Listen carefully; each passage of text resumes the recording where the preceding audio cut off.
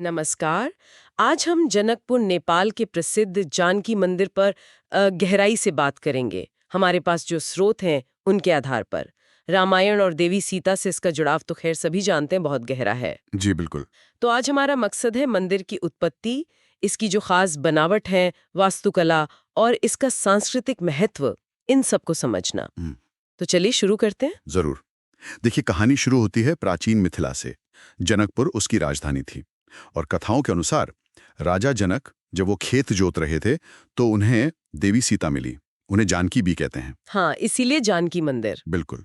तो ये जगह सीता जी की जन्मस्थली मानी गई और पवित्र हो गई। हम्म। और फिर एक दिलचस्प बात हुई। सदियों बाद 1657 में एक तपस्वी थे, शुर किशोरदास। उन्हें इसी जगह पर देवी सीता की एक सोने की मूर्ति मिली। अच्छा, सोने की मूर्ति। जी। और इस खोज ने, जैसे आप कह सकते हैं, इस जगह की आध्यात्मिक ऊर्जा को फिर से जगा दिया। और शोर किशोरदास जी ने ही फिर सीता उपासना, मतलब सीता जी की भक्ति की परंपरा को बहुत आगे बढ़ाया। जनकपुर फिर से एक बड़ा केंद्र बन गया। ये तो वाकई दिलचस्प है कि कैसे एक घटना किसी जगह को फिर से महत्वपूर्ण बना देती है। हाँ। लेकिन आज जो हम मंदिर देखते हैं वो तो काफी भव्य है। ये कब और कैसे बना? स्रोत बताते हैं कि टीकमगढ़ की महारानी का इसमें बड़ा योगदान था। हाँ, महारानी वृषभानु। जी। और कहानी ये भी है कि उन्हें देवी सीता ने सपने में दर्शन दिए थे। हाँ, ऐसा कहा जाता है कि सपने में उन्हें आदेश मिला कि अपनी जन्मस्थली पर मंदिर बनवाओ। हाँ। सोचिए, एक सपना और फिर इतना बड़ा निर्माण। ये कब हुआ था? इसका निर्माण 1894 में शुरू हुआ और करीब 1911 तक चला। मतलब काफी समय लगा। और खर्च, मैंने सुना है कि खर्च बहुत ज्यादा था। हाँ, बहुत ज्यादा।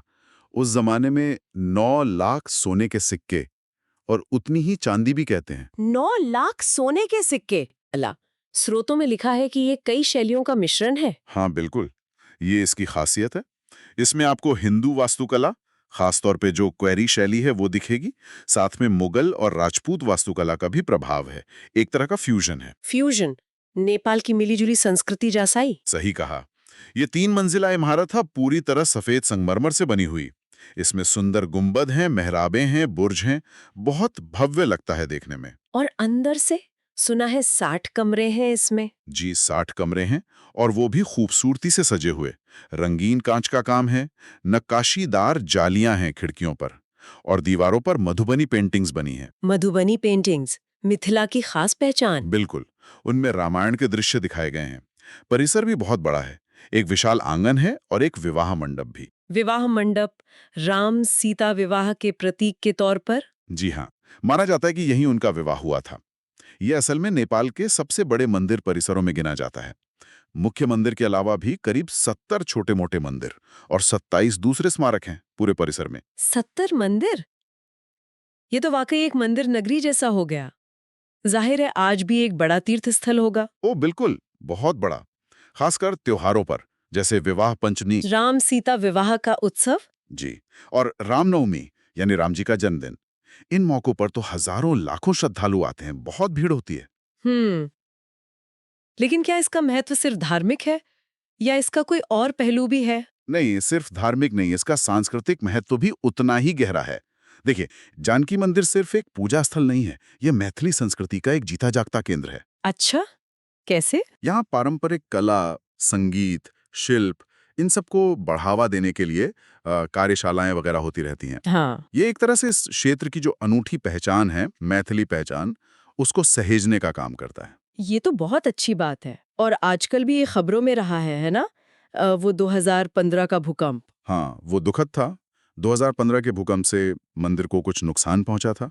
उसके बाद फिर अंतर्राष्ट्रीय मदद से इसकी मरम्मत और संरक्षण का काम हुआ। और एक और बात, ये यूनेस्को की लिस्ट में भी है शायद। जी, 2008 से ये यूनेस्को की विश्व धरोहर की संभावित सूची, मतलब टेंटेटिव लिस्ट में शामिल है।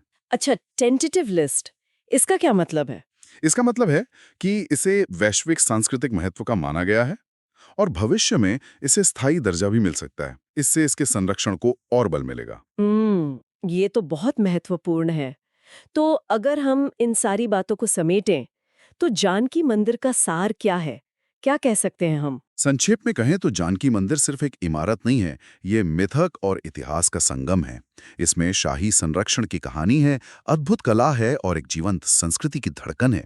ये प्राचीन मिथिला की विरासत को आज की दुनिया से जोड़ता है, आस्था का, कला का और क्षेत्रीय पहचान का प्रतीक है ये सोचना भी कितना अद्भुत है ना, कि कैसे एक प्राचीन कहानी, एक रानी का संकल्प और इतने सारे कारीगरों की मेहनत मिलकर एक ऐसा स्मारक बना सकते हैं जो सदियों बाद भी इतना प्रासंगिक है।